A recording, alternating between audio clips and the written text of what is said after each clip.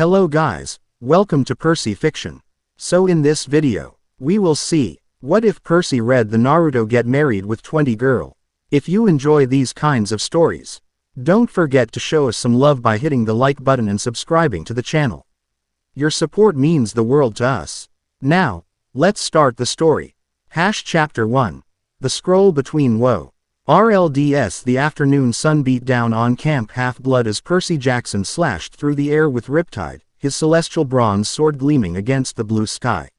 Sweat dripped down his face as he pivoted, parrying an attack from Clarice LaRue that would have taken a normal person's head clean off.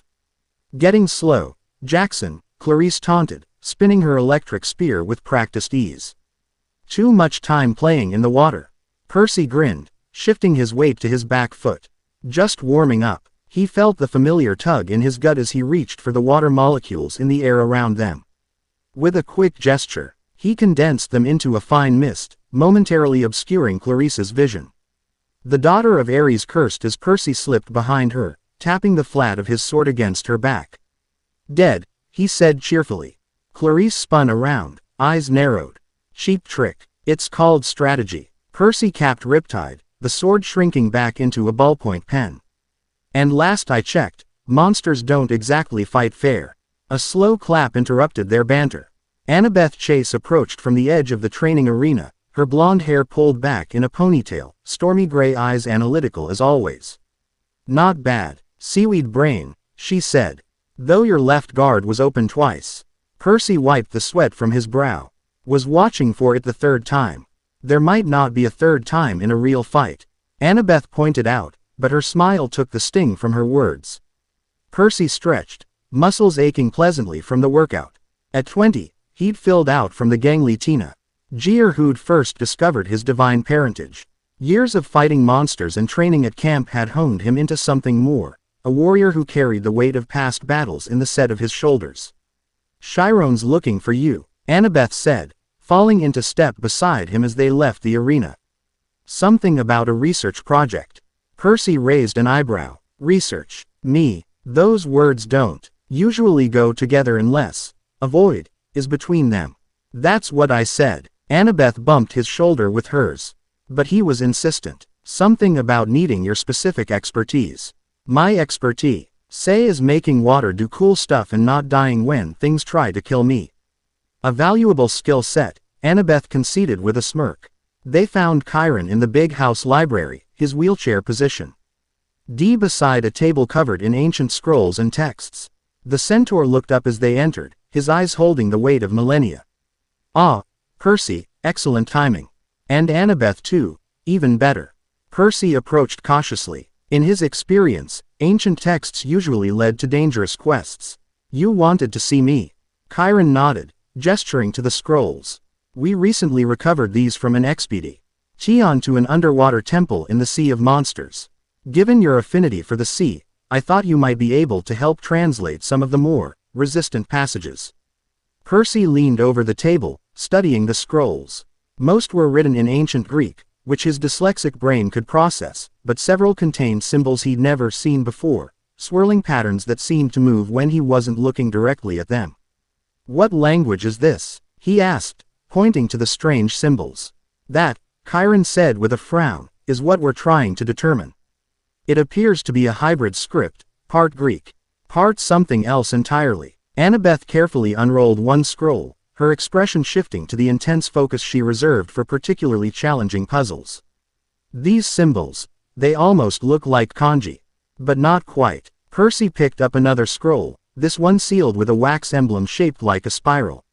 Something about it called to him, a faint humming that resonated with his connection to the sea. Without thinking, he broke the seal.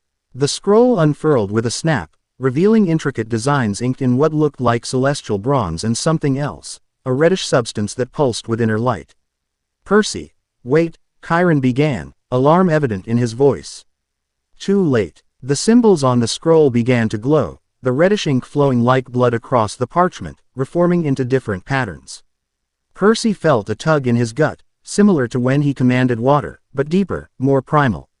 "What's happening?" he managed, finding himself unable to let go of the scroll. "Percy, drop it." Annabeth lunged forward, but an invisible barrier repelled her. The scroll's light intensified, enveloping Percy in a cocoon of bronze and crimson energy. He heard Annabeth and Chiron shouting, their voices growing distant as reality seemed to bend around him. I can't, he began, but the words died in his throat as the world dissolved. Percy felt himself being pulled through something like water, but thicker, more resistant. Images flashed before his eyes, ancient seas, battles between beings of immense power, spiraling energies that looked like hurricanes made of light. Then, abruptly, he was falling. He hit solid ground with enough force to knock the wind from his lungs. Percy gasped, rolling onto his back, blinking up at an unfamiliar sky. The scroll was still clutched in his hand, now inert. Its symbols faded to ordinary ink. What the Hades, he muttered, sitting up to take in his surroundings. He found himself in a forest clearing, but the trees were unlike any he'd seen before, massive, with trunks wider than cars and canopies that stretched impossibly high. The air felt different too, charged with an energy that wasn't quite godly, but definitely not normal. Percy climbed to his feet, instinctively reaching for Riptide in his pocket. The pen was still there, a small comfort in this strange situation. He carefully tucked the scroll into his back pocket and took stock of his situation. Okay, Jackson, he told himself. Not your first weird teleportation. Find civilization, figure out where you are, then work on getting home. He chose a direction and started walking, listening for sounds of habitation. After about 20 minutes, he heard what might be traffic, a steady hum punctuated by occasional voices. Following the sound, Percy emerged from the forest onto a path that led toward what appeared to be a village or small city. As he drew closer, Percy stopped in his tracks, staring in disbelief. The settlement before him was like nothing he'd seen before. Buildings of various sizes clustered together, some traditionally Japanese in style, others more modern, but all existed in the shadow of a mountain that had been carved with giant faces, like a Mount Rushmore in the middle of a city. Definitely not Kansas anymore, Percy muttered. He approached cautiously, noting people walking about in strange clothes, some in everyday attire that wouldn't look too out of place in New York, others in what appeared to be combat gear, complete with headbands bearing a spiral leaf symbol. Many moved with the fluid grace of trained fighters, reminding him of the more experienced campers at Camp Half-Blood. Percy was so focused on observing the village that he failed to notice he was being observed in return until a voice spoke directly behind him. You're not from around here. Percy whirled, instinctively drawing Riptide but not uncapping it. Before him stood a man with gravity-defying silver hair, most of his face obscured by a mask. Only one eye was visible, regarding Percy with lazy interest that didn't quite mask his alertness. Despite the casual stance, Percy recognized a dangerous fighter when he saw one. What gave it away? Percy asked, maintaining a neutral stance while keeping his hand on his disguised sword. The man's visible eye curved in what might have been a smile. Besides appearing out of nowhere in a Florida's of light that set off every sensor in our perimeter. Your clothes, your accent, and the fact that I don't recognize you, which is unusual for someone with your obvious combat training. Percy blinked. You saw me arrive, not personally, but word travels fast. The man gestured casually toward the village.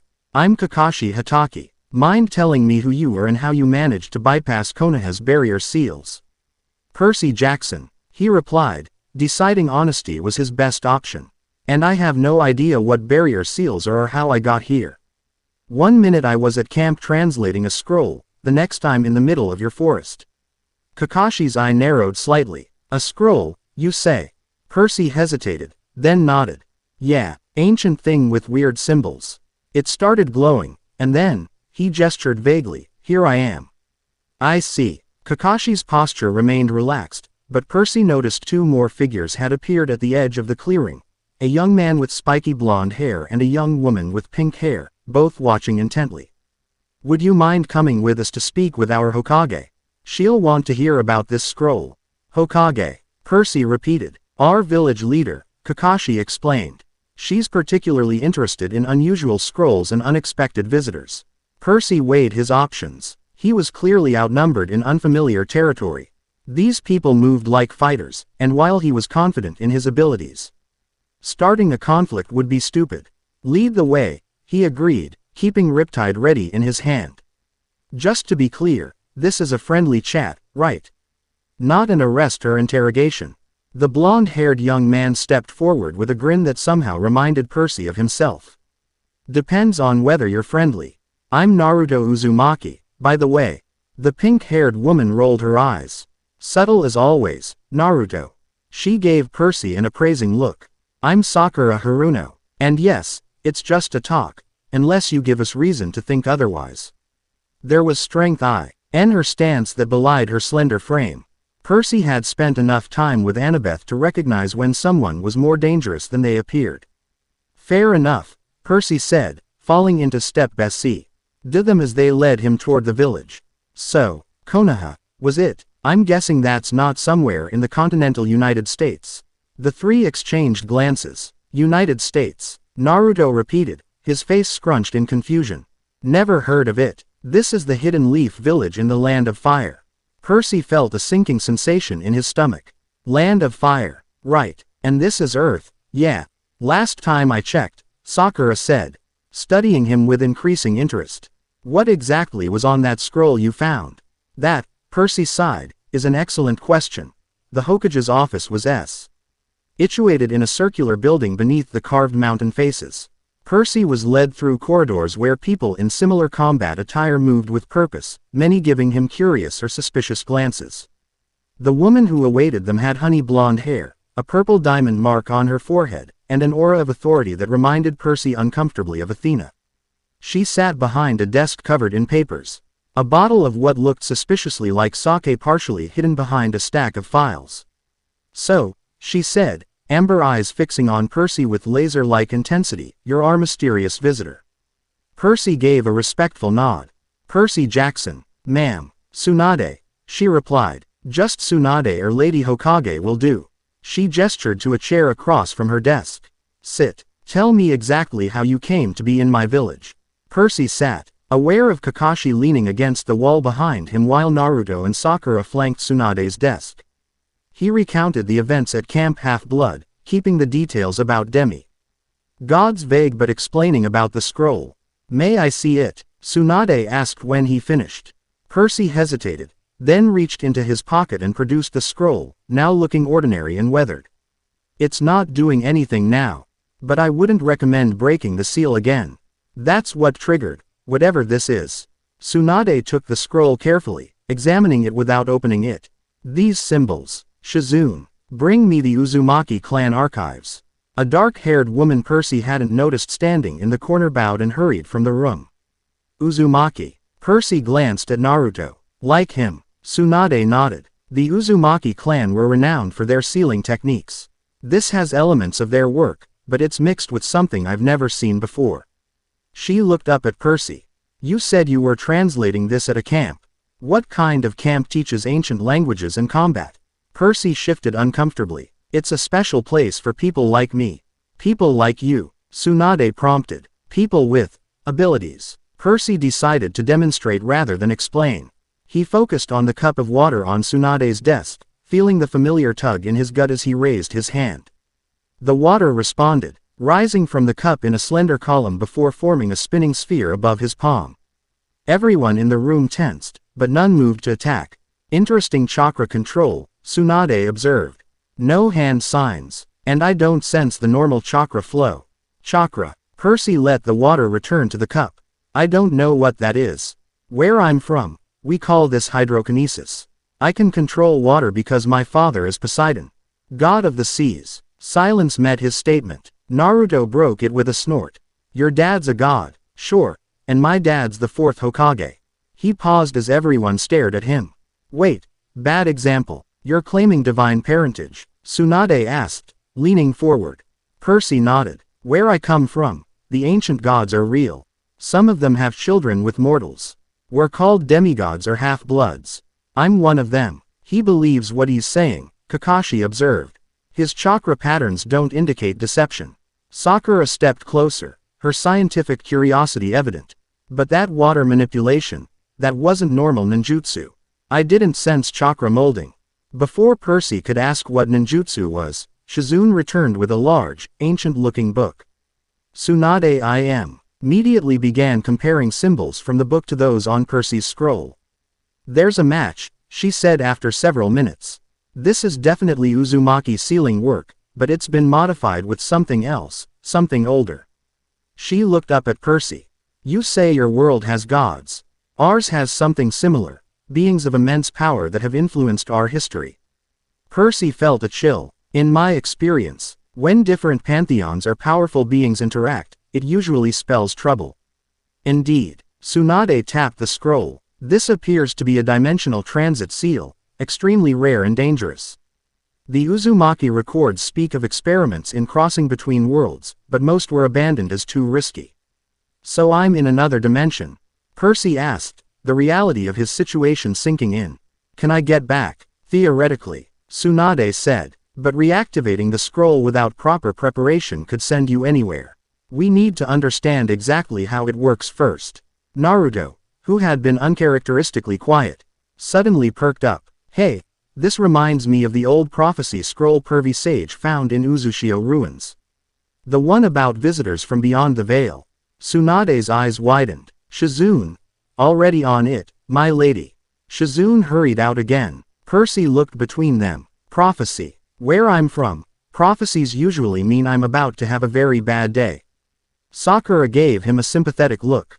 We can relate. While they waited, Tsunade had Percy demonstrate more of his abilities, fascinated by how they differed from their chakra-based techniques. In return, Naruto enthusiast Ikali showed off his shadow clone jutsu, creating perfect copies of himself that made Percy think of how useful that would be during capture the flag at camp. Shizune returned with another scroll, this one sealed with multiple paper tags. Tsunade carefully removed them and unrolled it on her desk. This prophecy was recorded by an Uzumaki seer over a century ago, she explained. It speaks of a child of the distant sea, who would come when worlds hang in balance. Percy groaned. That sounds like me. The distant sea part, definitely. Tsunade continued reading, her expression growing more serious. The sea child from beyond must forge 20 bonds to prevent the void's return. 20 bonds. Percy frowned. What does that mean? Bonds are connections between people, Kakashi explained. Friendship, loyalty, trust. The foundations of our village strength. So I need to make 20 friends to save the world. Percy couldn't keep the skepticism from his voice. That seems oddly specific. Tsunade rolled the prophecy further. There's more. As the twin awakens from ancient slumber, only united chakra and godly power will seal the rift between realms. A heavy silence fell over the room. The twin, Sakura murmured. You don't think it means? Kagaya had no twin in our records, Tsunade said firmly. But there are gaps in our history. Percy looked between them. Who's Kagaya? Naruto's normally cheerful expression darkened. Bad news. Like, end of the world bad news. We dealt with her a few years ago. Great, Percy sighed. So I'm stuck in another dimension with an apocalyptic prophecy about making friends and fighting someone's evil twin. Just another Tuesday. Despite the tension, Naruto laughed. I like this guy. Tsunade rolled up the prophecy scroll. We need to investigate this further. In the meantime, Percy Jackson, you'll stay in Konoha where we can keep an eye on you and protect you if necessary. Protect me? Percy raised an eyebrow. If this prophecy is known to others, you could become a target, Kakashi explained. Either to use your power or prevent you from fulfilling your role. Percy couldn't argue with that logic. Fair enough. I need to find a way to let my people know I'm okay. They'll be searching for me. We'll work on that, Tsunade promised. Sakura, find him suitable accommodations. Naruto, you and Kakashi begin researching these dimensional seals. I want to know everything about them by tomorrow. As they left the Hokage's office, Percy felt the weight of yet another prophecy settling on his shoulders. Outside, the afternoon sun cast long shadows across the village, the carved faces on the mountain watching impassively. So, Sakura said as they walked, a demigod, huh? That must be interesting. Percy shrugged. About as interesting as being a, what are you guys again? Shinobi, she replied, or ninja, if you prefer. Right, ninja. Percy shook his head with a disbelieving laugh. Ninja and demigods. If we ever figure out interdimensional travel properly, we should exchange students. Sakura smiled, the first genuine one he'd seen from her. I'd like to see this camp of yours someday. She led him down a side street toward a modest apartment building. You can stay here for now. It's close to my place and the hospital where I work, so I can keep an eye on you. You're a doctor as well as a ninja. Medical ninja, she corrected. I trained under Lady Tsunade herself. Percy recalled the casual way Tsunade had examined his scroll. She seems pretty formidable. You have no idea, Sakura said with a hint of pride. She can shatter mountains with a single punch. Percy whistled. Remind me not to get on her bad side. They reached an apartment on the second floor. It was small but clean, with basic furnishings and a view of the village. It's not much, Sakura apologized. It's fine, Percy assured her. Better than some of the places I've slept during quests. Sakura hesitated at the door. There's a gathering tonight at Yakiniku Q, it's a restaurant. Some of our friends will be there. It might be a good opportunity to start on those 20 bonds the prophecy mentioned. Percy smiled. Is that an invitation? Consider it your first official mission in Konoha, she replied with a professional air that didn't quite hide her friendly intent. I'll come by at 7 to show you the way. After she left, Percy sat on the edge of the bed, turning Riptide over in his hands. 20 bonds to prevent some kind of void catastrophe. He wondered what Annabeth would make of all this. She'd probably already have 3 theories and a contingency plan. The thought of Annabeth sent a pang through his chest. Was she searching for him? Did time pass differently between dimensions? He had no way of knowing. Percy uncapped Riptide, the celestial bronze blade elongating with familiar weight. At least some things remained constant across worlds. He practiced a few forms, getting a feel for the space. Before recapping the sword and exploring the apartment, the bathroom contained unfamiliar products with labels he couldn't read. The kitchen was stocked with basic provisions, rice, dried fish, vegetables, and some packaged items. It all felt alien yet recognizable, like visiting a foreign country. As evening approached, Percy washed up as best he could and changed into the freeze. Clothes someone had left, dark pants and a simple blue shirt that was slightly too large. He felt naked without Camp Half-Blood's orange shirt, but it was filthy from training and his dimensional trip. A knock at the door announced Sakura's arrival. She'd changed into casual clothes, a red top and beige skirt, though Percy noticed she still wore her headband and had what looked like weapon pouches attached to her belt. Ready to meet some of Konoha's finest? She asked. As ready as I'll ever be, Percy replied, patting his pocket to ensure Riptide was there. Some habits died hard. The restaurant was lively, with the smell of grilling meat permeating the air. Sakura led him to a large table where several people were already gathered. Percy recognized Naruto immediately. His bright personality seemed to dominate the room. Hey, it's Water Boy, Naruto called, waving enthusiastically. Come sit. Sakura made introductions as they settled at the table.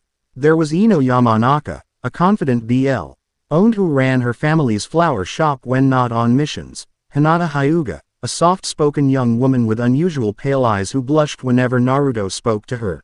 Shikamaru Nara, who greeted Percy W.ith calculating intelligence behind a lazy demeanor, and several others whose names blurred together.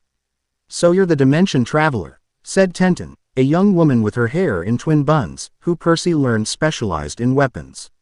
Is it true you can control water without hand signs? Word traveled fast in this village. Percy nodded, picking up his water glass. Want to see? The table fell quiet as Percy manipulated the water into shapes, a trident, a horse, a miniature whirlpool. He felt their chakra, as they called it, shift in response, their interest and wariness palpable. That's incredible, Hinata said softly. Your chakra flow is unlike anything I've seen, even with my Byakugan. Byakugan? Percy questioned. Our clan's visual jutsu, she explained. We can see chakra networks and through solid objects. Percy blinked. That's both awesome and slightly terrifying. The group laughed, and the tension eased. As they ordered food and drinks, Percy found himself fielding K's Tyons about his world, about Camp Half-Blood, the gods, monsters, and his adventures. So you've fought actual gods? Kiba, A wild-looking young man with red facial markings asked incredulously. A few, Percy admitted. Though I usually had help. What about giant animals? Naruto asked through a mouthful of meat. We have summons here, huge battle animals that fight alongside us. Percy thought of Mrs. O'Leary, his hellhound. We have some, though ours tend to try eating us more often than helping. As the evening progressed, Percy found himself genuinely enjoying their company. They were RRIORS like him, young people who had faced battles and losses beyond their years, yet maintained their humanity.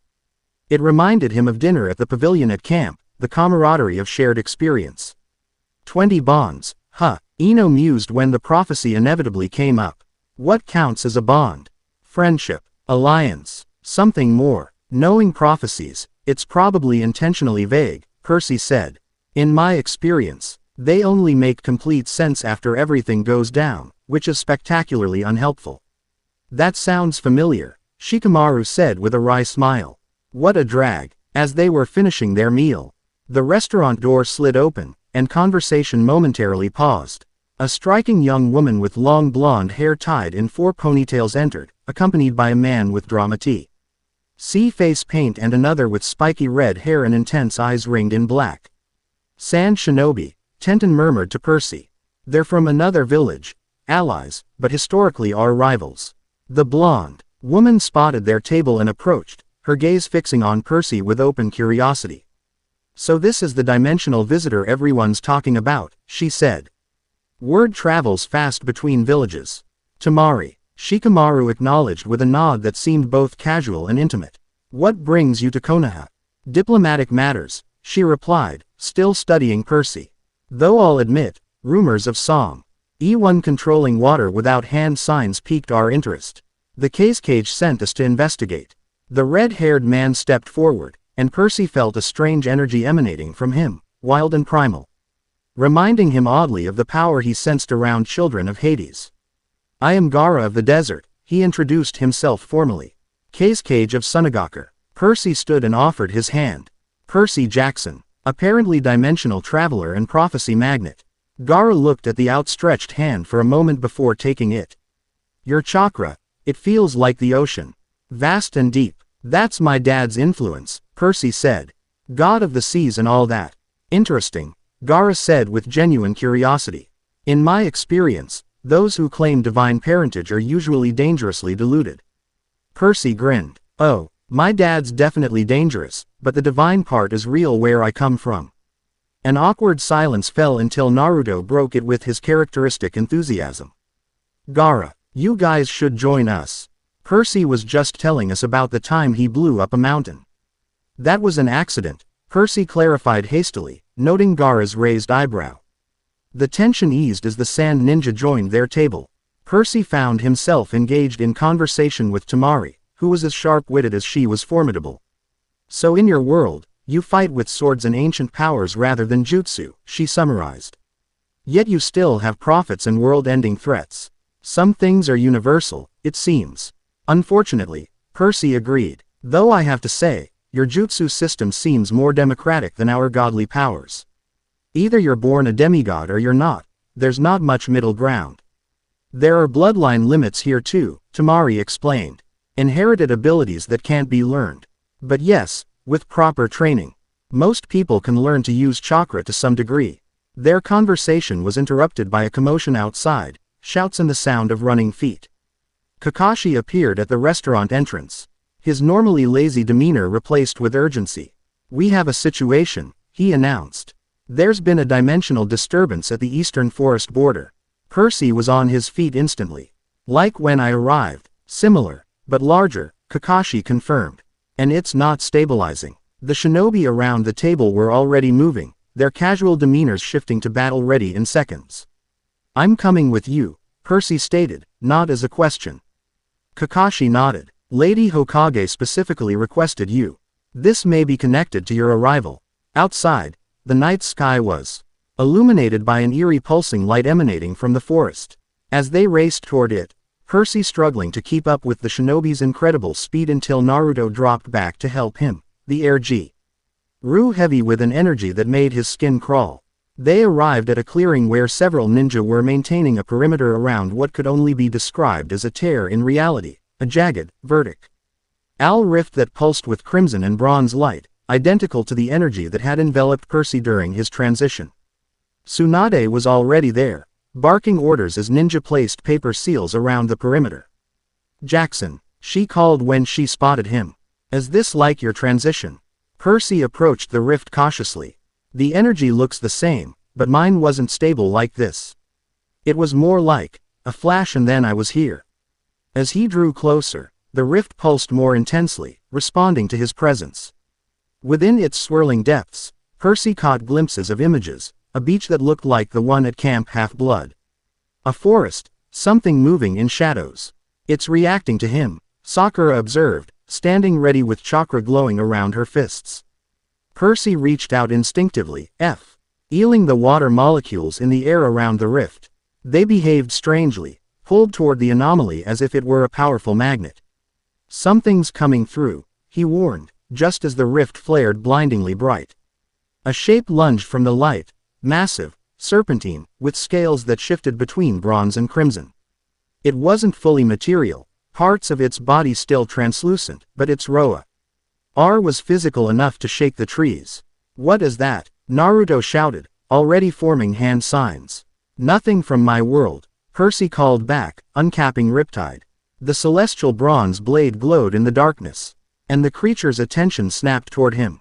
"It's drawn to your energy," Gaara observed, sand already swirling protectively around him. The creature lunged at Percy, who rolled aside, slashing with Riptide as it passed. The blade connected, drawing a howl of pain and a spray of golden ichor, the blood of immortals. "It bleeds like a god," Percy shouted. "Or a titan." The ninja attacked in coordinated patterns that spoke of years training together. Naruto's shadow clone swarmed the beast while Sakura's chakra-enhanced punches cracked its scales. Gaara's sand attempted to ensnare it, but the creature phased partially out of reality wherever it was gripped too tightly. Percy found himself fighting alongside Temari, whose giant war fan created devastating wind attacks that pushed the creature back whenever it tried to retreat toward the rift. "It's trying to return," Percy realized. "It can't fully materialize here." "Then let's send it back," Temari growled, swinging her fan in a powerful arc that sent the creature tumbling. Percy concentrated on the water vapor in the air, condensing it into a massive wave that he hurled at the beast, driving it toward the rift. The water seemed to harm it more than the ninja attacks, causing its form to flicker and distort. "Everyone back," Tsunade ordered. "Naruto, Gaara, Percy, push it through." Percy didn't need to be told twice. He summoned another wave, larger this time, feeling the strain in his gut. Naruto formed what looked like a swirling ball of energy in his hand while Gaara's sand formed massive spikes. They attacked simultaneously, water, sand, and whatever Naruto's spiraling energy technique was, hitting the creature from 3 directions. It shrieked, its form destabilizing further as it was driven back into the rift. The moment it disappeared, Tsunade slammed her palm onto a central seal. The other ninja followed suit, activating a complex sealing pattern that caused the rift to contract, then wink out of existence with a thunderclap of displaced air. Silence fell over the forest clearing. Percy stood panting, Riptide still drawn, waiting to see if the seals would hold. "What was that thing?" he finally asked, turning to Tsunade. The Hokage's expression was grave. "A harbinger, I fear. A scout from whatever lies between dimensions." "The twin," Sakura murmured. "The prophecy mentioned awakening." Percy capped Riptide, exhaustion suddenly washing over him. "So making those 20 bonds just got a lot more urgent, huh?" Naruto clapped him on the shoulder. "Hey, you've got at least 10 from tonight alone. That's halfway there." Despite the gravity of the situation, Percy found himself smiling. There was something about Naruto's optimism that reminded him of the best parts of Camp Half-Blood, the unshakable belief that together they could face any challenge. "Let's head back," Tsunade ordered. "I want a full analysis of that rift and the creature." And Percy, her amber eyes fixed on him. "We need to accelerate our research into that scroll. Time may be shorter than we thought." As they made their way back to the village, Percy fell into step beside Sakura, who was healing a cut on her arm with glowing green chakra. So, he said conversationally, is every day in Konoha this exciting, or am I just lucky? Sakura gave him a wry smile. With Naruto around, this is actually pretty standard. Great, Percy sighed. I was afraid I might get bored. Behind them, the forest was quiet again, but Percy couldn't shake the feeling that something was watching, waiting for its moment to bridge the gap between worlds. Whatever the twin was, it had found him. And across dimensions, Percy knew his friends would be searching frantically for him. He just hoped they wouldn't accidentally open more rifts in the process. One interdimensional crisis at a time was more than enough. Chapter 1 End. Chapter 2. Bonds of Two Worlds. Morning light filtered through unfamiliar curtains as Percy opened his eyes, momentarily disoriented by the absence of his cabin's salt-tinged air. The events of the previous day crashed back. The scroll, the dimensional shift, Konoha, the rift creature. He sat up, running a hand through his disheveled hair, wondering if Annabeth and the others had realized he was missing yet. A knock at the door interrupted his thoughts. It's open, he called, swinging his legs over the side of the bed. Sakura entered, already dressed in her ninja gear, carrying a small bundle. Good, you're awake. Lady Tsunade has called a meeting about last night's incident. Percy nodded, accepting the bundle. Fresh clothes more suited to Konoha's style than his jeans and t-shirt. Any more rifts appear overnight? No, but our sensor teams detected fluctuations in the barrier seals.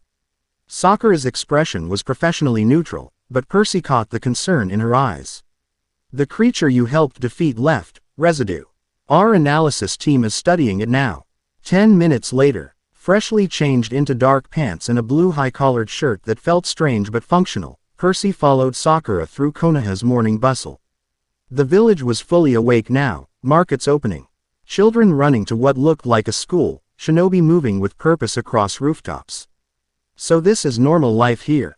Percy asked, watching a group of young children practicing had looked like basic combat forms in a playground. Training kids to be warriors from such a young age. Sakura followed his gaze. The academy teaches more than combat. History, strategy, teamwork. All the fundamentals needed to protect our village and complete missions. She paused. Is it so different from your camp? Percy thought about the youngest campers at Camp Half-Blood, some barely 8 years old. Learning to wield swords and survive monster attacks. I guess not. Different world, same patterns. They arrived at a large, circular building where several familiar faces were already gathered in a conference room. Tsunade sat at the head of the table, flanked by Kakashi and a stern-looking man with a scar across his nose. Naruto waved enthusiastically when Percy entered, while Shikamaru nodded sleepily from his seat. Gaara and his siblings were present as well, along with several others Percy hadn't met. Good, we're all here, Tsunade said, dispensing with formalities. Saint Knight's incident confirms our worst fears. The barrier between dimensions is weakening, and something is actively trying to cross over. A woman with short black hair activated some kind of projection jutsu, displaying images of the rift and the creature they'd fought. Analysis of the residue shows properties similar to both chakra and an unknown energy that resonates with Percy Jackson's unique signature. All eyes turned to Percy, who shrugged uncomfortably. My energy signature comes from divine ichor, the essence of the gods that runs in demigod blood. It's not something we can usually measure where I come from. Fascinating, said a pale young man with ink-black hair who sat sketching rapidly in a notebook.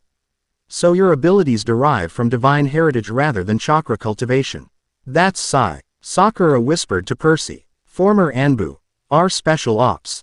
He's still working on his social skills. Tsunade cleared her throat. The immediate question is whether more of these rifts will appear, and if so, how to contain them. Shikamaru, your assessment. The lazy-eyed strategist straightened slightly. Based on the energy patterns and the prophecy scroll, I believe we'll see more rifts. Likely increasing in frequency and size. The creature was testing our defenses, gathering intelligence. He glanced at Percy. It was specifically drawn to you, which suggests twin entity referenced in the prophecy is aware of your arrival and sees you as either a threat or an opportunity. Great, Percy muttered. Nothing like being interdimensional monster bait. There's more, Tsunade said grimly. The prophecy mentions 20 bonds, that must be forged. Last night's incident suggests these bonds may be critical to strengthening the barrier between worlds. How do you figure? Percy asked. Kakashi stepped forward. When you fought alongside our shinobi, particularly those you had connected with earlier that evening, the combined techniques were significantly more effective against the creature than individual attacks. Like when you, me, and Gaara hit it together. Naruto interjected excitedly. That was awesome. Our chakra synchronized perfectly. Percy recalled the moment. His water attack merging seamlessly with Naruto's spiraling energy and Gaara's sand, creating something greater than the sum of its parts. So these bonds are like power amplifiers? He asked. Not exactly, said a young woman with distinctive white eyes similar to Hinata's. I observed the chakra flows during the battle. When you connected with our shinobi, whether through coordinated attacks, defensive maneuvers, or even just fighting with shared purpose, your unique energy and our chakra briefly resonated on the same frequency. Harmonized, Gaara added quietly. Like instruments finding the same note. Tsunade nodded. Which brings us to our strategy. Percy needs to form genuine bonds with powerful shinobi from across the nations. Each bond strengthens the dimensional barrier and increases our collective ability to combat these intrusions. And find a way to send me home, Percy added pointedly. That too, Tsunade agreed. Though the prophecy suggests the dimensional threats must be addressed first. Always the way with prophecies, Percy sighed. Never simple, never direct. Shikamaru unrolled a map of what Percy now understood was the shinobi world. We've detected minor dimensional fluctuations in these locations, all sites of significant chakra concentrations or historical importance. Percy studied the map, noting marks in territories labeled Land of Lightning, Land of Earth, and several others. A journey, then, he concluded. To visit these sites, meet these people, and form these bonds. Exactly, Tsunade confirmed. I've already dispatched messages to the other cage, explaining the situation. As a gesture of good faith, they've agreed to receive you, cautiously. I'm going too, Naruto declared, leaving no room for argument. Percy's my friend now, and I'm not letting him face this alone. As am I, Sakura added with a firm nod. And our team will accompany you to the Land of Wind, Tamari said, glancing at her brothers for confirmation. The cage's presence will ensure cooperation from our people. Percy felt a surge of gratitude. Less than a day in this world, and already people were willing to stand beside him against an unknown threat. There's something else, said the scarred man who had remained silent until now. Iruka Yumino, academy instructor, he introduced himself with a short bow. We believe training you in basic chakra control could enhance your existing abilities and improve your resonance with our shinobi. Percy blinked in surprise. You think I can learn to use chakra? Even though I'm from another dimension. You already have a natural energy that functions similarly, Sakura explained. In theory, with proper training, you could learn to consciously direct it like we do. Besides, Naruto grinned, it'll be fun. I call dibs on teaching him shadow clones. He needs to master the basics first, Naruto, Iruka said with the patience of someone who had dealt with the blonde's enthusiasm for years. Tsunade stood, signaling the meeting's end. It's settled then. Percy will begin basic chakra training today, and tomorrow you'll depart for the Land of Lightning. The Raikage has agreed to meet with you, though I should warn you, he's not known for his patience. As the meeting dispersed, Percy found himself surrounded by Naruto, Sakura, and several others eager to begin his training. Their enthusiasm was infectious, momentarily pushing aside his worries about home and the looming interdimensional threat. First things first, Sakura said, letting him to a training ground, an open field bordered by trees. We need to help you access your chakra consciously. Naruto, Hinata, and Sai joined them, forming a small training group. Percy noticed several other shinobi watching curiously from a distance. Chakra is the energy formed by combining physical and spiritual energy, Hinata explained softly. Everyone has it, but shinobi learn to mold and direct it for jutsu. Your water control uses something similar, Sakura added, but it seems more instinctive than deliberate. Percy nodded. It's connected to my father's domain. I feel a tug in my gut when I use it. Like the water is responding to me rather than me forcing it to move. Sai looked up from his sketchbook. Fascinating. Like a bloodline limit, but derived from divine heritage rather than shinobi ancestry. Let's start with meditation, Hinata suggested. It's how Academy students first learn to sense their chakra network. Percy sat cross-legged on the grass, following their instructions to close his eyes and focus on his breathing. He'd never been good at sitting still, ADHD made sure of that, but he gave it his best effort. Now, Hinata's gentle voice guided him. Try to feel the energy flowing through your body. For us, it follows specific pathways called chakra channels. Percy concentrated, searching for something beyond the familiar tug he associated with his water powers. At first, there was nothing, just the usual restless energy that made him a natural fighter. Then, gradually, he became aware of something else, a steady current beneath the surface. Like an underground river flowing through his veins. I feel something, he murmured. Different from my usual power. Steadier, less wild. That's it, Sakura encouraged. Now try to gather that energy. For us, we focus it through hand signs, but since your energy works differently, just try concentrating it in your center first. Percy focused on the sensation, mentally drawing the energy toward his core. The effect was immediate and unexpected. The grass around him began to ripple as if blown by a gentle breeze, and he felt moisture being pulled from the air. Whoa, Naruto breathed. Look at that. Percy opened his eyes to see tiny water droplets hovering around him, suspended in midair. They weren't responding to his usual water control, this was something new, water being created from the very moisture in the air. I've never done that before, he admitted, letting his concentration break. The droplets fell, pattering softly on the grass. Usually I can only control existing water, not pull it from nowhere. You're converting your chakra into water nature, Hinata explained, her Byakugan activated as she observed his energy flow. It's similar to what our water-style users can do, but different, more natural. For the next several hours, they guided Percy through basic exercises, helping him distinguish between his demigod abilities and this new chakra-like energy. By midday, he could consistently gather moisture from the air, though his control was still rudimentary. Not bad for a first try, Sakura said approvingly as they took a break for lunch. Most academy students take weeks to manage their first nature transformation. Percy took a drink from a water bottle, feeling the liquid energize him in a way that went beyond simple hydration. It feels right, somehow. Like I've always had this ability but never knew how to access it. Perhaps your divine heritage gives you a natural affinity for water-based chakra, Sai suggested. Quote, the scrolls mention that the earliest chakra users were inspired by natural energy, which may share properties with your godly powers. Their training session attracted more observers as the day progressed. Ino joined them, bringing food from her family's shop, while Tenten arrived with an arsenal of weapons for Percy to try. If you're going to be fighting alongside shinobi, you should have options beyond that sword of yours.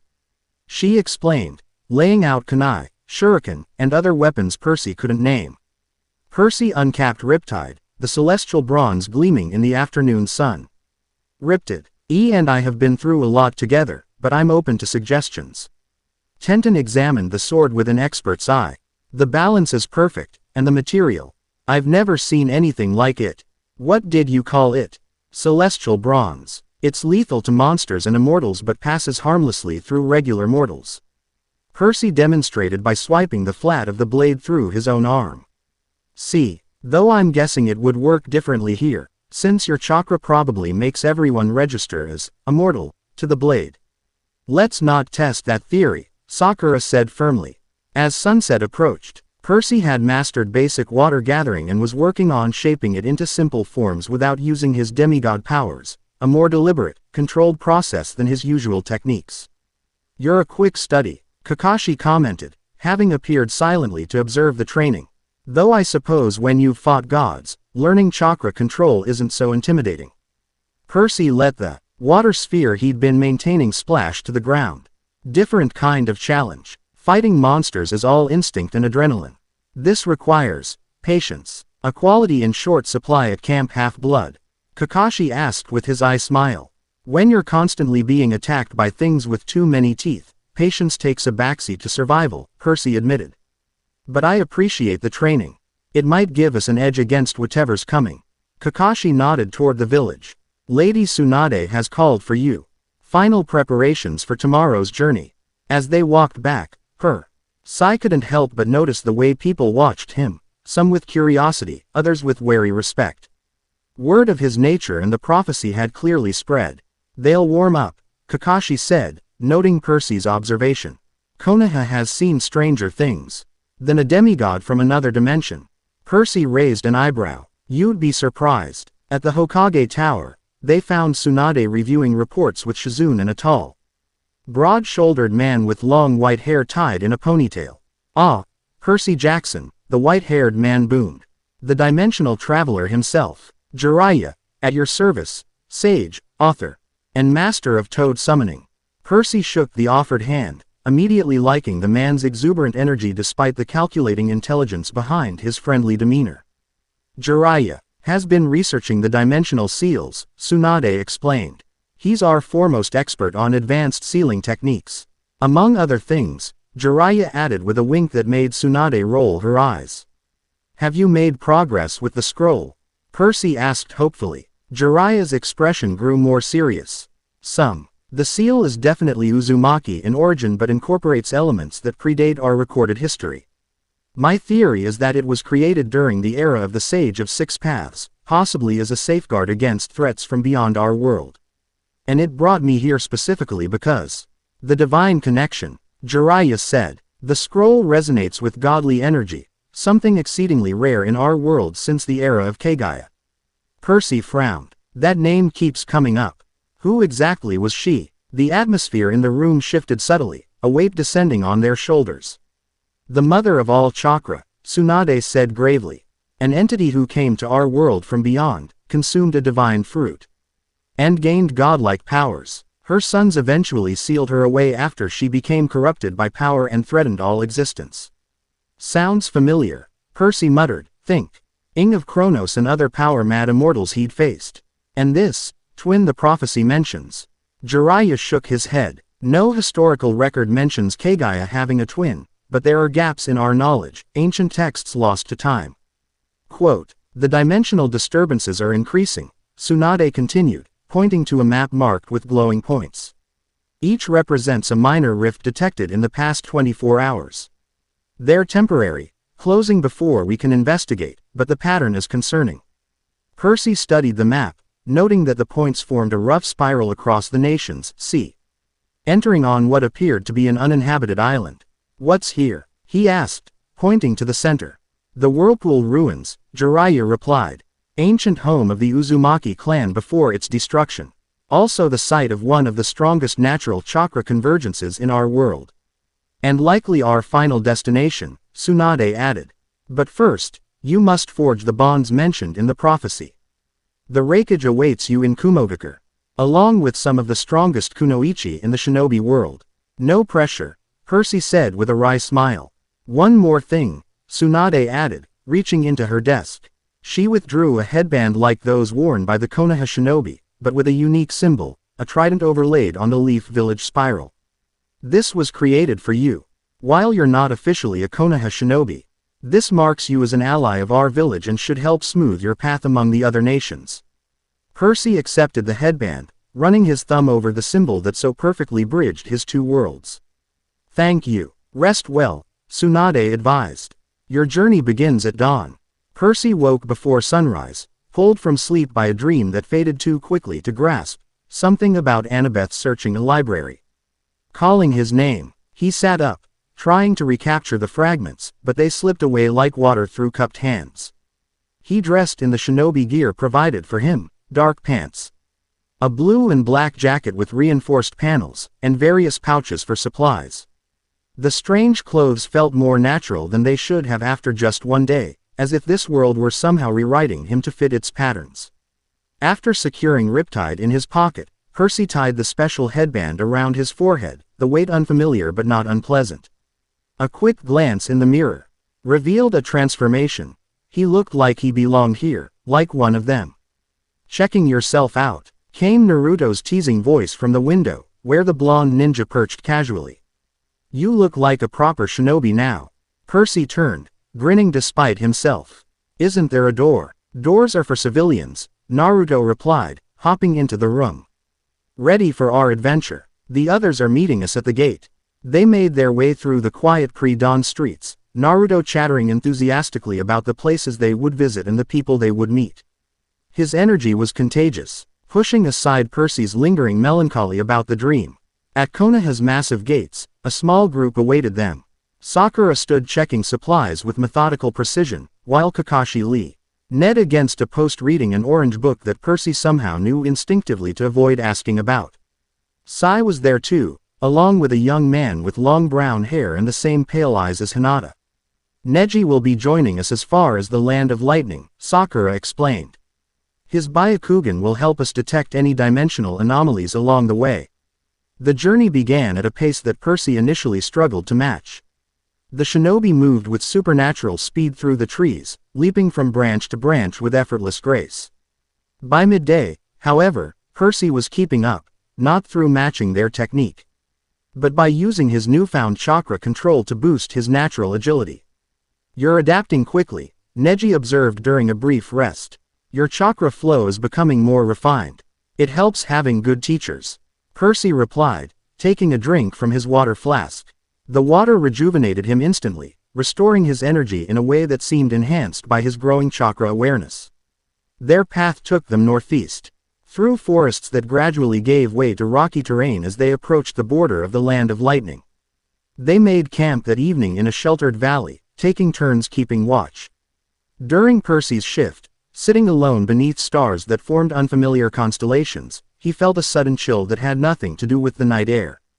The water in his flask vibrated, responding to an energy that prickled along his spine.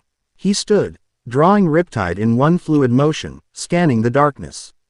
Who's there? Nothing answered but the night breeze. Percy couldn't shake the sensation of being watched. He expanded his senses, reaching for water sources around him. The creek nearby, moisture in the air, the water in plants and soil. Through this liquid network, he felt something.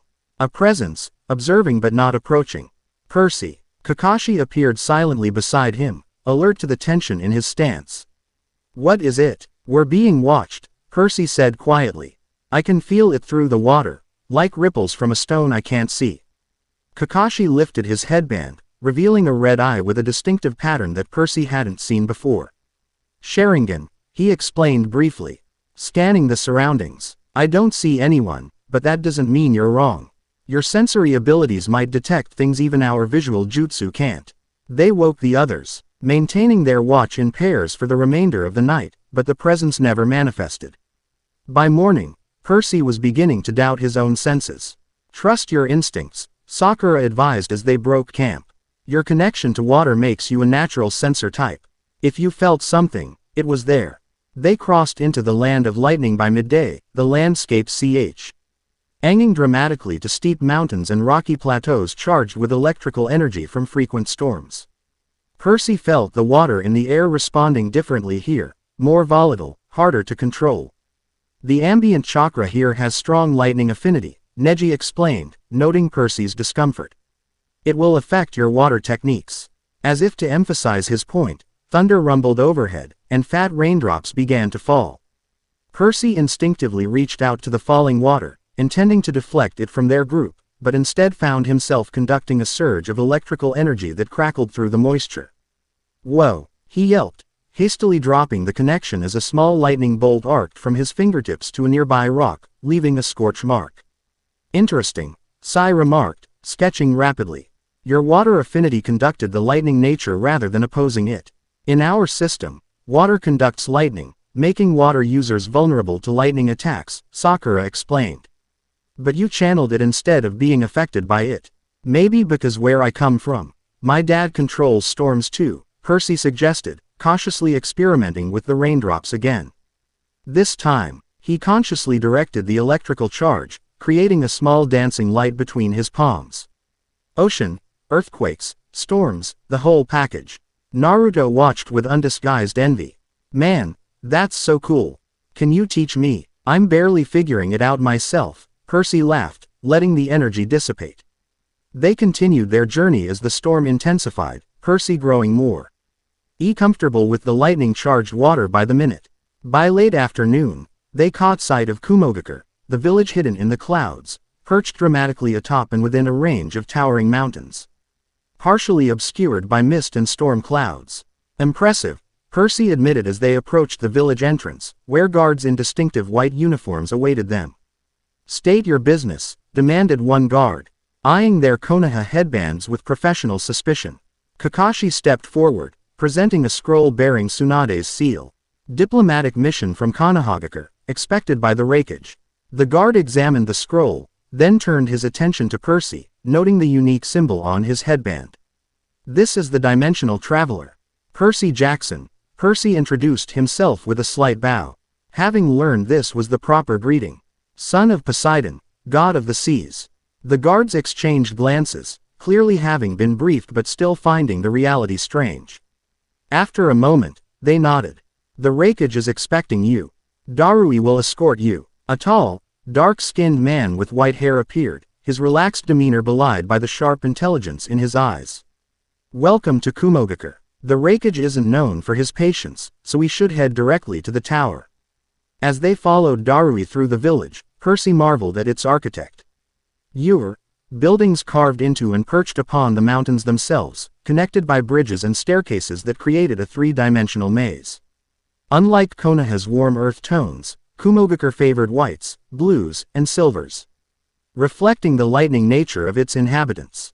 The Raikage's office was located in the highest tower, offering a commanding view of the village and surrounding mountains. The man himself was intimidating, massively muscled, with a physique that would put Ares to shame, radiating raw power and barely contained energy. "So," the Raikage's voice boomed as they entered. "This is the Dimensional Traveler Tsunade wrote about." He circled Percy, assessing him with critical eyes. "Doesn't look like much." Percy met his gaze steadily.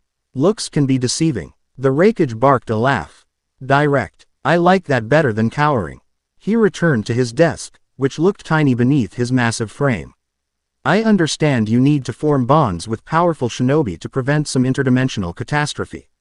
"Convenient. Believe me," Percy replied, "I didn't ask for this either. But the rifts are real, and they're getting worse. We've detected 3 within our borders in the past day," confirmed a blonde woman standing beside the Raikage, "each larger than the last. My brother, Killer B, encountered a creature emerging from one," the Raikage added more seriously.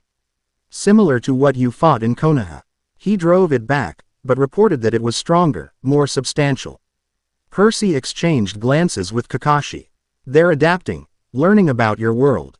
Which is why we're taking this seriously despite its unusual nature." The Raikage gestured to the blonde woman. "Samui will guide you during your stay. She and her team are among our finest kunoichi, and potential candidates for these bonds your prophecy mentions." Samui stepped forward, her cool blue eyes assessing Percy with professional detachment. "We've prepared accommodations for your group. Tomorrow, you'll meet with our other elite shinobi for assessment." "Assessment?" Percy questioned. The Raikage's smile was predatory. "You claim to be the son of a god. In Kumogakure, respect is earned through strength. Our shinobi won't form bonds with someone who can't hold their own." "A tournament, then," Percy surmised. "Of sorts," Samui clarified. "More a series of challenge. Just to evaluate your abilities and compatibility with our chakra types."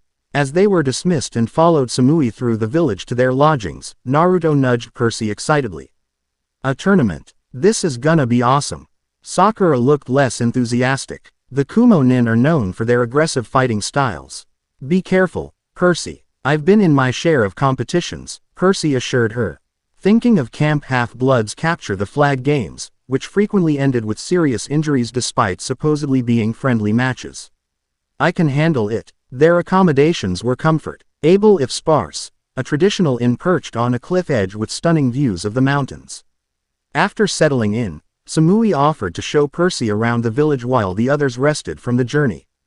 "The Raikage is direct," she explained as they walked, "but fair. Prove yourself tomorrow, and you'll have his respect." Percy studied her as they navigated the steep paths between buildings. Samui moved with fluid grace. her stance perfectly balanced despite the added weight of the sword strapped to her back. Unlike many of the kunoichi he'd met so far, her demeanor was all business, reminding him somewhat of Reina from Camp Jupiter. "So what's your specialty?" he asked. "Besides the sword, I mean." "Lightning release," she replied. "Combined with kenjutsu, sword techniques. That's NDS like a challenge for a water user like me." Samui's lips curved in the barest hint of a smile. Precisely why we're paired for tomorrow's first match. They paused at a training ground where Nobi practiced with crackling lightning techniques that made the hair on Percy's arms stand on end. The raw power on display was impressive, but Percy noticed something else: the lightning user's struggle. Led most when attacking targets near water sources. "Your lightning is strong against water users," he observed, "but water can ground lightning if used correctly." Samui raised an eyebrow, clearly reassessing him. "Most visitors don't analyze our techniques so quickly." Percy shrugged. "Where I come from, understanding your opponent's strengths and weaknesses is the difference between life and death. Gods and monsters don't pull their punches.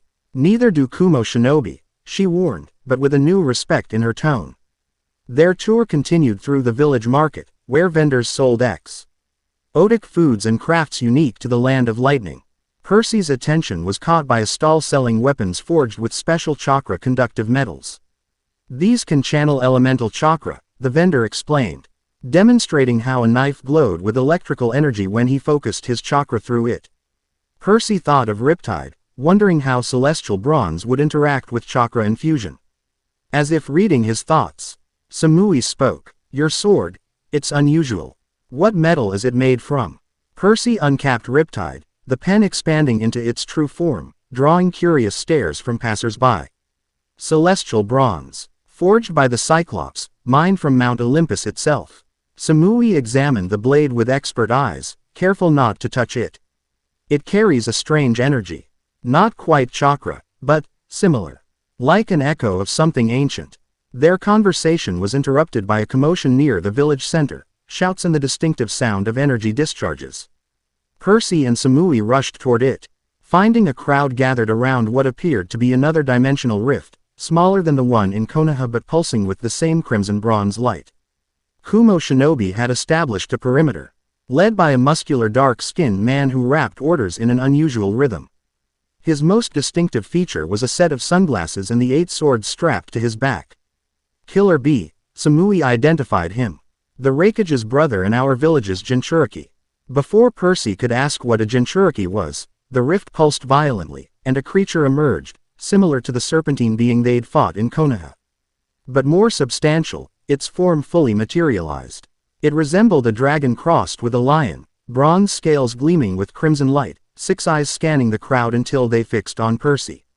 "You," it hissed, its voice like grinding metal. "Godling, the mistress seeks you." Percy uncapped Riptide, pushing civilians behind him. "And who might your mistress be?" Creature's mouth twisted in what might have been a smile. "The true heir, the forgotten twin. She who was cast aside will now reclaim both realms." It lunged, not at the defending shinobi, but directly at Percy. Moving with impossible speed, Percy rolled aside, slashing with Riptide as it passed.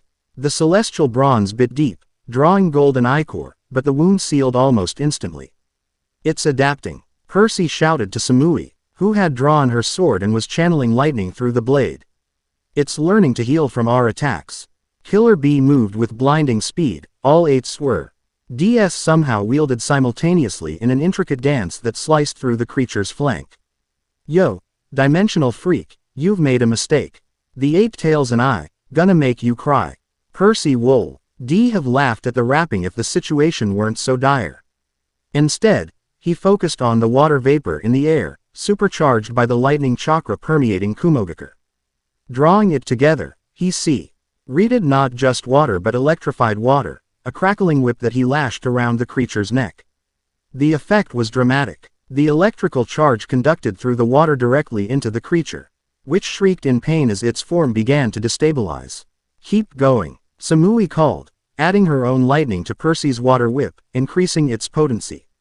Killer B, seeing the effectiveness of their combined attack, leapt to Percy's side. Water and lightning, a shocking delight. Let me add my power, make this creature cower. The Jinchuriki channeled a strange, red-tinged chakra that felt wildly powerful. Like a hurricane contained in human form. When it touched Percy's water whip, the combined energies created something new, a spiraling vortex of electrified water infused with Killer Bee's potent chakra. The creature thrashed within their combined technique, its form fluctuating between solid and transparent. The mistress will prevail, it gasped. The Godeling cannot stop what comes. With a final, deafening shriek, it collapsed in on itself, imploding into a shower of golden particles that faded before touching the ground. The rift pulsed once more, then winked out of existence. Silence fell over the gathered crowd before erupting into cheers. Percy stood panting, aware that he'd just publicly displayed abilities far beyond what they'd been told to expect. Killer Bee approached, adjusting his sunglasses. Not bad, Water Man, with that electric fan. You and I, we synchronized, a perfect team, improvised. Percy couldn't help grinning at the unusual speech pattern. Thanks for the assist. That thing was tougher than the last one. They're evolving, Samui observed, sheathing her sword. Adapting to our world, becoming more resilient. The Raikage arrived moments later, surveying the scene with a thunderous expression that softened marginally when Killer Bee explained what had transpired. So, he said, turning to Percy, it seems tomorrow's tournament might be redundant. You've already proven you can fight alongside our shinobi effectively. Percy shook his head. With respect, Raikage-sama, what just happened proves how important these bonds are. When Samui and I combined our techniques, it was more effective than either of us alone. When Killer Bee joined in, it became powerful enough to destroy the creature completely. The Raikage studied him with renewed interest. You understand the value of cooperation. Good. The tournament continues as planned. Not as a test, but as an opportunity to form more of these bonds. Word of the incident spread quickly through Kumogakure. By evening, Percy found himself something of a celebrity, with shinobi approaching to introduce themselves or challenge him to friendly sparring matches. His ability to channel lightning through water had particularly impressed the Kumo Nin, many of whom specialized in lightning techniques. You've made quite an impression, Kakashi commented as their group gathered for dinner that evening. Defeating an interdimensional creature alongside the Eight Tails Jinchuriki isn't an everyday occurrence. Eight Tails? Percy questioned. Naruto's expression grew unusually serious. Killer Bee is like me, he hosts a tailed beast. The Eight Tails, Gyuki. Mine is the Nine Tails, Kurama.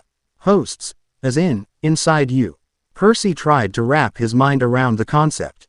It's complicated, Sakura interjected. The tailed beasts are entities of immense chakra. Jinchuriki are shinobi who have these beings sealed within them, allowing them to access that power.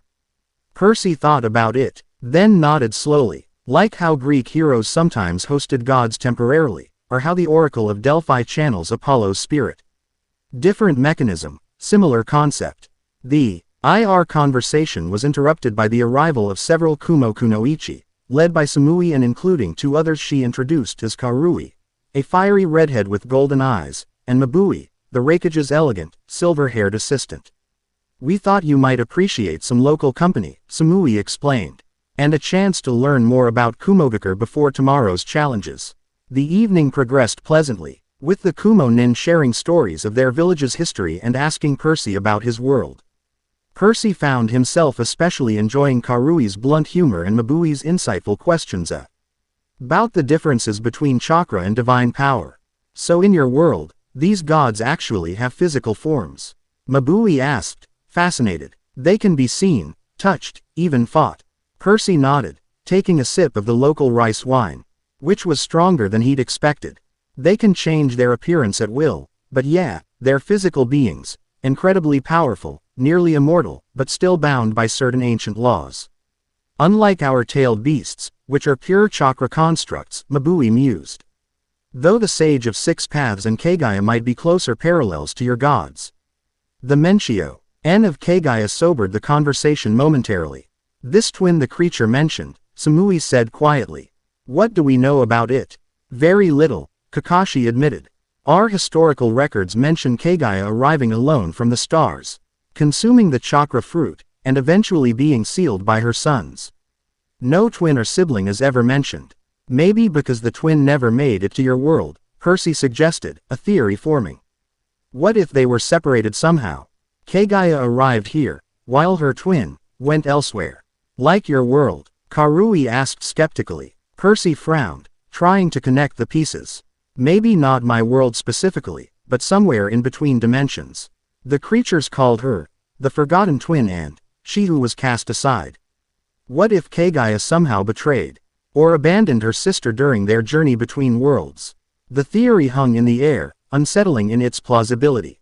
And now, with you crossing between dimensions, Mabui concluded, she sees an opportunity to finally reach our world. Or pull both worlds into whatever void she's trapped in, Percy added grimly. Vengeful immortals usually think big when it comes to retribution. The evening ended on that sobering note, with promises to continue their discussion after the next day's events. As Percy prepared for sleep, staring out at the storm-racked mountains surrounding Kumogakure, he felt a strange doubling of his vision, a momentary glimpse of a different place. Camp Half-Blood's beach, Annabeth standing with Rachel Dare, the oracle, whose eyes glowed green as she spoke words Percy couldn't hear. The vision faded as quickly as it had come, leaving Percy unsettled. The barriers between worlds were thinning, allowing these brief connections. He could only hope that his friends understood what was happening and weren't doing anything reckless to try reaching him. The tournament arena was carved into the side of a mountain, with tiered seating surrounding a circular field large enough for significant combat techniques. By mid-morning, it was filled with spectators, not just Kumo shinobi, but representatives from smaller villages within the Land of Lightning, all eager to witness the dimensional traveler's abilities. Percy stood in the preparation area, wearing the modified shinobi gear provided by Kumogakure, similar to his Konoha outfit but incorporating the height and blue colors of Lightning Country. He'd spent the early morning practicing the chakra control exercises Sakura had taught him, finding that his connection to the energy grew stronger each day. Nervous? Asked a voice behind him. Percy turned to find Killer B, still wearing his sunglasses despite the indoor setting. A little, Percy admitted. I've been in life or death battles plenty of times. But performing for an audience is different. B nodded sagely. The pressure of eyes makes some guys freeze. But you'll be fine, your power's divine. Just flow like water, and give no quarter. Percy couldn't help smiling at the unusual encouragement. Thanks, I'll do my best not to embarrass myself or Konoha. First match is you versus Samui, B continued. Lightning against water, gonna be a slaughter. But not in the way most people would say. Water conducts lightning, but you've found a new way. Before Percy could respond, a gong sounded, signaling the start of the event. Irakage's voice boomed through the arena, explaining the purpose of the gathering, to test the abilities of the dimensional traveler and forge the bonds needed to combat the growing interdimensional threat.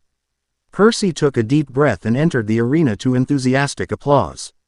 Across the field, Samui appeared, her expression professionally neutral as she drew her sword. The first match, Samui of Kumogakure versus Percy Jackson of. The announcer paused, clearly unsure how to identify Percy's origin. Camp Half-Blood, Percy supplied with a grin, uncapping Riptide. The crowd murmured at the sword's transformation from pen to blade, and again when Percy removed his jacket, revealing the Camp Half-Blood beaded necklace he wore beneath his shinobi gear, each bead representing a year of survival and quests. Begin, the Rakage commanded. Samui moved with blinding speed, her sword crackling with lightning chakra as she closed the distance. Percy sidestepped, using Riptide to parry rather than block, aware that her lightning would conduct through his blade. Smart, Samui acknowledged, spinning for another attack. But avoiding isn't enough. She formed hand signs with her free hand, and lightning arced from her sword toward Percy in jagged bolts. Instead of dodging, Percy reached for the moisture in the air, creating a water shield that he intentionally infused with his own chakra. Controlling how the electricity flowed through it, the lightning hit his shield and, instead of dispersing or shocking him, circulated through the water in patterns Percy directed, losing power with each controlled circuit. The crowd gasped at the display. Lightning users typically dominated water users in Kumogakure's shinobi hierarchy, but Percy was turning that dynamic on its head. Samui pressed her attack, moving faster, her techniques growing more elaborate as she tested Percy's defenses. Percy responded in kind, shifting between defense and offense, sometimes using water to redirect her lightning. Other times pressing forward with Riptide, forcing her to defend against his swordsmanship. They were evenly matched, Percy realized, her greater experience with Chakra Balin. CED by his years of combat against godly opponents and monsters. As their battle intensified, Percy felt something unexpected, a resonance between his energy and hers, similar to what had happened during the fight against the dimensional creature. Samui felt it too, her eyes widening slightly as their techniques connected and transformed, creating hybrid effects neither had anticipated. When her lightning struck his water shield this time, instead of being redirected or absorbed, it merged with the water, creating luminous spheres of electrified liquid that orbited Percy like miniature planets. "What is this?" Samui asked, momentarily pausing her attack. "I think," Percy replied, equally surprised, "this is what a bond looks like." Understanding dawned in her eyes. With a nod of acknowledgement, she changed tactics. No longer attacking against him but coordinating with him. Percy followed her lead instinctively, their movements synchronizing as if they'd trained together for years. The demonstration shifted from combat to collaboration, their techniques merging in increasingly complex patterns. The electrified water spheres multiplied, forming a defensive barrier around both of them.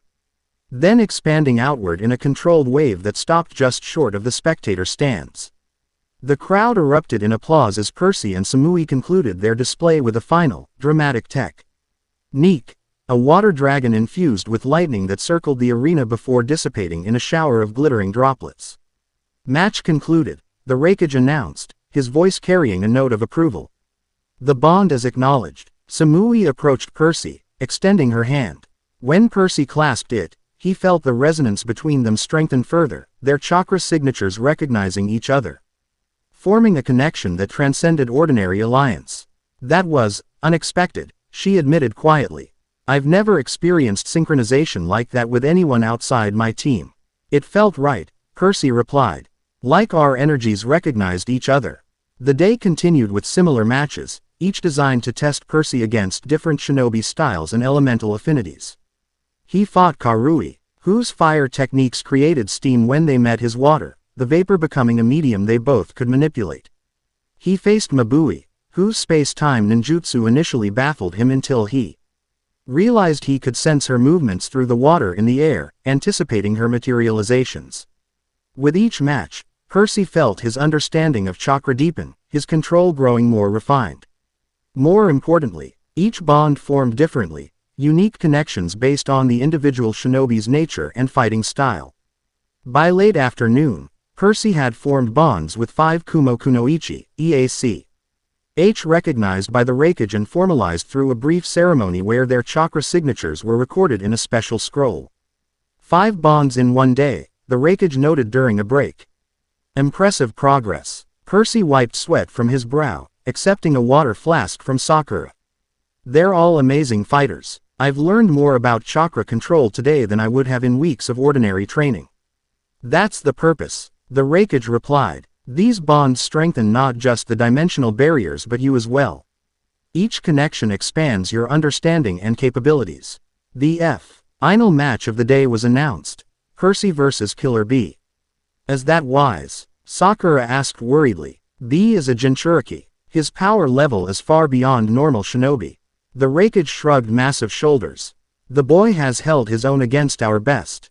Let's see how he fares against something closer to what he claims to fight in his world." Percy returned to the center of the arena, tired but invigorated. Fighting alongside these shinobi felt right somehow, like he'd found kindred spirits across dimensions. Killer B entered with characteristic flair, spinning dramatically before striking a pose.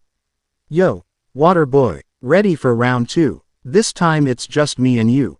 Percy grinned, twirling Riptide. "Bring it on, 8 tails. Let's see what you've got." What followed was less a structured match than a spectacular display of power. B moved with incredible speed, his swords creating patterns too fast for ordinary eyes to follow. Percy relied on his demigod reflexes and battle instincts.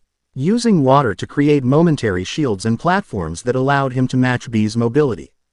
As the match intensified, B began channeling the Eight Tails chakra, his body transforming partially, an arm becoming tentacle-like. His features sharpening. The raw power radiating from him reminded Percy of facing minor gods. Rather than intimidating him, the challenge exhilarated Percy. He responded by pushing deeper into his own abilities, drawing not just on water but on the primal connection to earthquakes that came from Poseidon's domain. The arena floor trembled slightly as Percy channeled this energy, causing gasps from the spectators. Earthquake power 2, you're full of surprise. Show me more, let your power rise. Be encouraged, clearly enjoying the challenge. Their techniques claw, shed in spectacular fashion, B's tailed beast chakra against Percy's godly heritage. Yet rather than opposing each other, their energies once again began to harmonize, creating hybrid effects that neither could have produced alone. The culmination came when B partially manifested the Eight Tails form, a massive, ox-like creature with 8 tentacles. Instead of retreating, Percy reached deep within himself, drawing on the connection to the sea that was his birthright. Water gathered around him, forming a massive construct shaped like Poseidon's trident, glowing with sea-green energy. When the two powers met, the resonance was so strong that a visible wave of energy pulsed outward, momentarily forming a dome of blue-green light over the arena. Within that dome, Percy felt something profound. A connection not just to B but to the Eight Tails itself, an ancient entity that recognized the divine echo in Percy's blood. The beast acknowledges you, Godeling, B said, his voice deeper, layered with another presence. Old power recognizes old power. The match ended in spectacular fashion, with neither clearly victorious but both acknowledging the bond formed between them. As the dome of energy dissipated, the crowd remained silent for a moment before erupting in thunderous applause. The Raikage descended to the arena floor, his expression a mixture of astonishment and approval. In all my years, I've never seen the Eight Tails recognize anyone outside our village in such a manner. He turned to Percy. You've proven yourself, son of Poseidon. Kumogakure acknowledges your bonza. ND pledges its support against the dimensional threat. That evening, a celebration was held in the village center, with food, music, and demonstrations of lightning techniques that illuminated the night sky. Percy found himself surrounded by new allies and, increasingly, friends. 6 bonds in one day, Naruto said, clapping him on the shoulder. That's almost a third of what the prophecy requires. And the strongest ones possible in Kumogakure, Sakura added. The Raikage is already sending messages to the other hidden villages, describing what happened today. Percy should have felt elated at their progress. But something nagged at him. A growing awareness that these bonds, while genuine, were just the beginning. The true test would come when they faced the twin, directly. As if sensing his thoughts, Samui appeared at his side. Troubled, just thinking about next steps, Percy admitted. These bonds are powerful, but they're still new.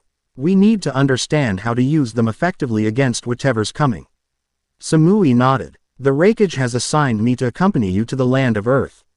My lightning affinity will complement their Earth techniques, and I can help explain what we've learned here.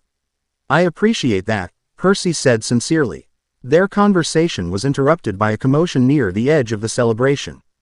A messenger had arrived, breathless and urgent, seeking the Raikage. Whatever news he delivered caused immediate concern, with the Raikage summoning his advisors and the Konoha shinobi to an emergency meeting. In the Raikage's office, the atmosphere was tense as the messenger delivered his report. Multiple rifts have appeared simultaneously across all 5 great nations, he explained. Larger and more stable than previous occurrences. Creatures are emerging from each, targeting civilian populations. The Raikage turned to Percy. Your theory about the twin using these incursions to test our defenses appears correct. This is a coordinated attack. Maps were quickly spread across the table, marked with the locations of reported rifts.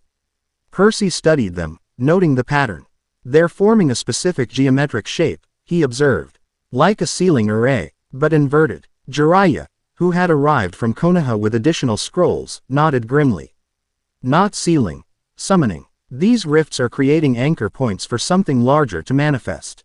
The twin, Percy concluded. She's using these smaller rifts to stabilize a path for herself. We need to close them, the Raikage declared. All of them, simultaneously, before the pattern can complete. That would require coordinated action across all 5 nations, Kakashi pointed out. Even with our improved communications, that's nearly impossible on such short notice. Percy studied the map again. An idea forming. Not impossible. Not with the bonds we've created. He pointed to Kumogakure's position. The bonds aren't just personal connections, they're energy links. If the kunoichi I've bonded with here position themselves at these rifts, I should be able to channel power through our connections. Like a chakra network, Sakura realized. Using you as the focal point.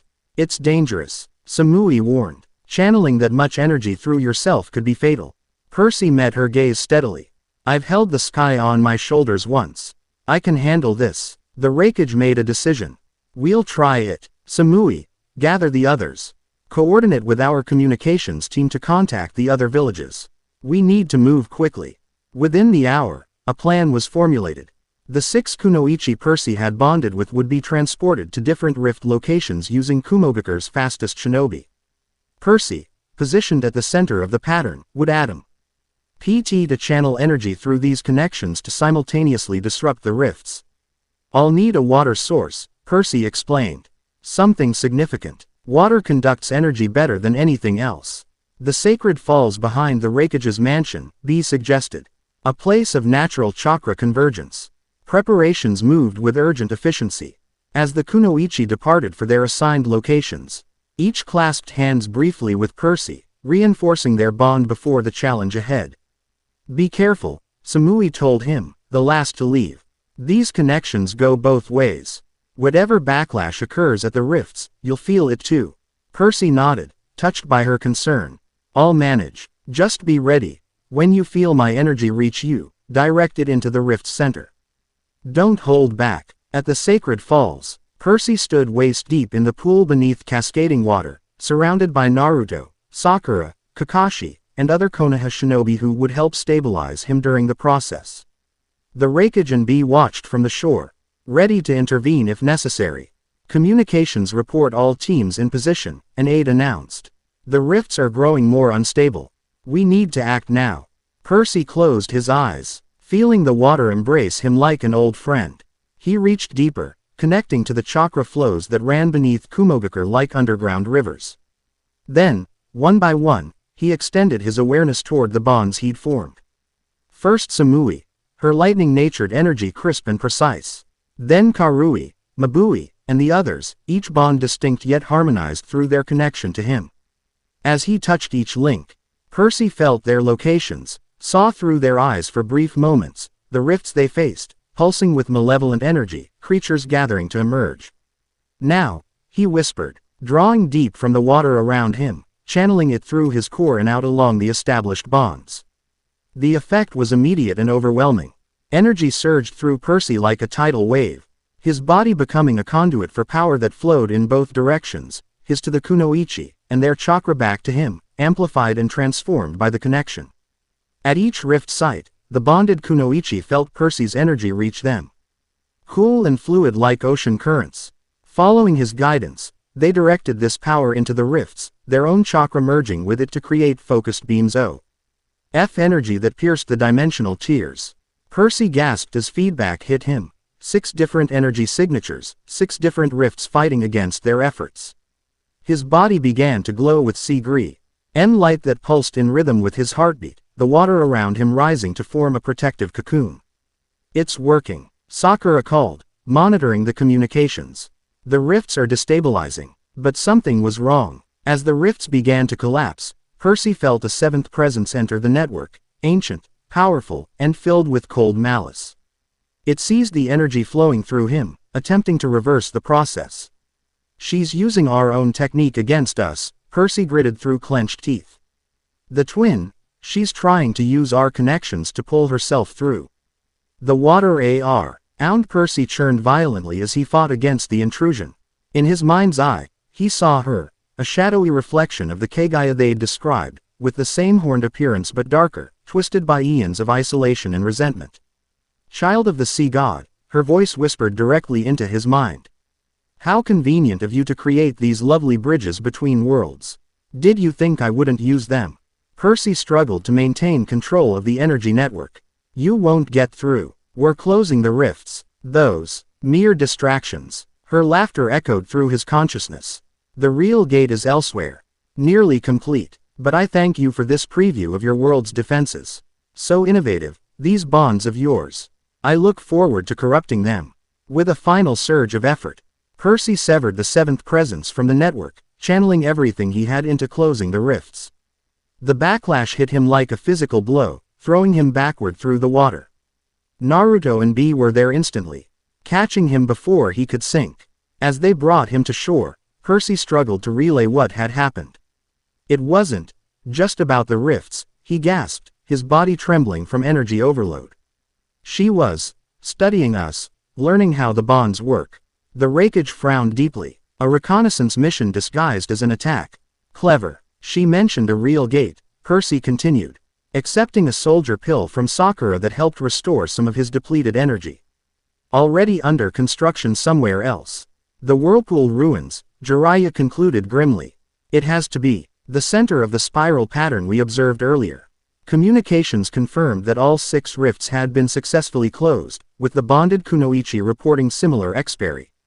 NCES. A moment when an outside force had attempted to seize control of the energy flow before Percy had cut the connection.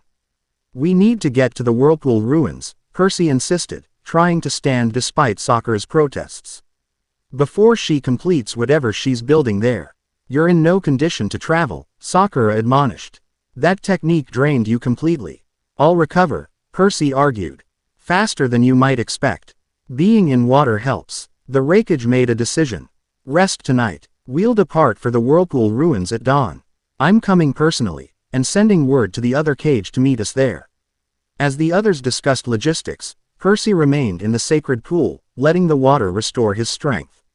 His mind replayed the brief contact with the twin, her confidence, her malice.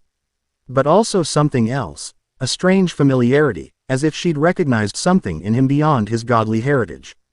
Later that night, as Percy finally rested in his assigned quarters, the dream came more vividly than before. He stood on the beach at Camp Half-Blood, but the colors were muted, distances distorted, as if seen through rippling water. Annabeth stood before him, her gray eyes widening in recognition. Percy, can you hear me? Annabeth. He tried to reach for her, but his hand passed through her image. I'm okay. I'm in another dimension. There's a prophecy. We know, she interrupted. Rachel had a vision. The oracle said you'd crossed between worlds to prevent the Forgotten Twins' return. You can see me? Percy asked, hope rising. Can you help me get back? Annabeth's expression was pained. We're trying. Chiron thinks the scroll you activated was part of an ancient system created when the worlds were first separated. The gods are concerned. Which means they know more than they're telling us, Percy translated.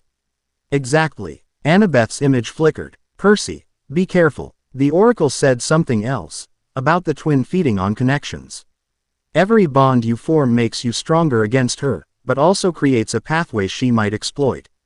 I figured that out the hard way, Percy admitted, explaining what had happened with the rifts. We're researching ways to help from our side, Annabeth promised. Nico is trying to shadow travel to reach you, and Poseidon is searching the deepest oceans for ancient texts about dimensional crossings. Tell them, Percy began. But the dream was already fading, Annabeth's image dissolving like mist in sunlight. He woke with a gasp, finding Kakashi standing at his bedside, visible eye concerned. You were talking in your sleep.